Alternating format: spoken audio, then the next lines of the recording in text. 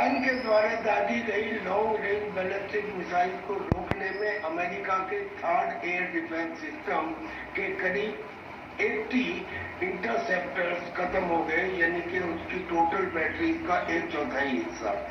और अमेरिका एक साल में करीब 50 इंटरसेप्टर ही प्रोड्यूस कर सकता है, यानी कि अगर युद्ध लंबा चला तो अमेरिका में थर्ड बैटरी सिस्टम को रिप्लेनिश करने की क्षमता ही नहीं है। Welcome social media friends, I watching this time current news on TV. I sending for you on YouTube this one news for your knowledge and education. Dr. Abdul Aziz Bhartiya, social scientist, Jaipur, Rajasthan, India. Thanks. SM-6 air defence system ballistic मिसाइलों को भी तबाह करने की ताकत रखता है। SM-6 और पैट्रियट एयर डिफेंस सिस्टम पर अमेरिका ने कितना खर्च किया, इसका सटीक आकलन अब तक नहीं किया जा सका, लेकिन माना जा रहा है कि इस पर भी अमेरिका ने $500 मिलियन से ज्यादा खर्च किए हैं।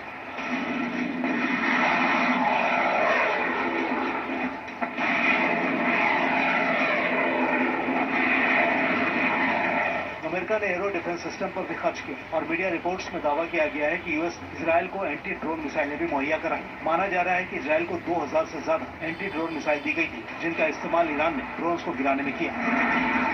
Team news nation.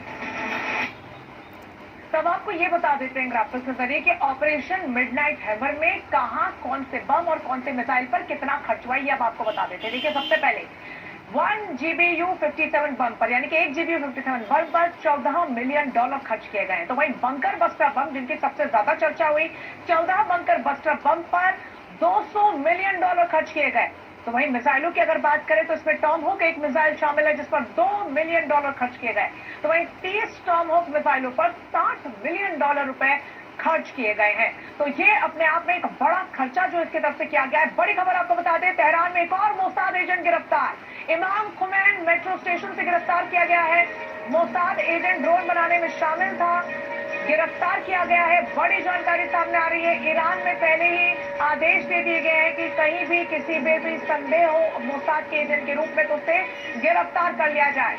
और उसी से जुड़ी ये बड़ी खबर आपको बता रहे हैं, जहां पर मोसाद का एक और एजेंट तेहरान में गिरफ्तार हुआ। तो ईरान ने 12 दिनों तक इजराइल से जंग लड़ी और इस दौरान इजराइल ने दावा किया कि उसने ईरान के मिसाइलों को लॉन्चर समेत तबाह कर दिया है। लेकिन अब ईरान ने बड़ा दावा कर इजराइल को टेंशन में डाल दिया है।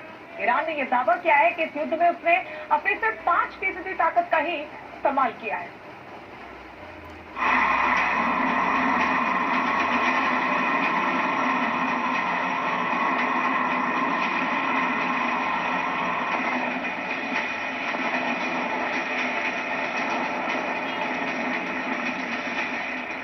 ऑपरेशन ट्रू प्रॉमिस 3 से इजराइल को सहलाया।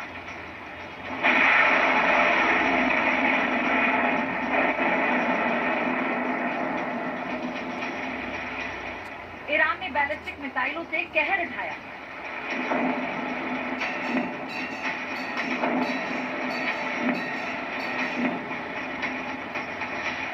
बारह दिन की आवाज इजराइल में मचाया हाहाकार।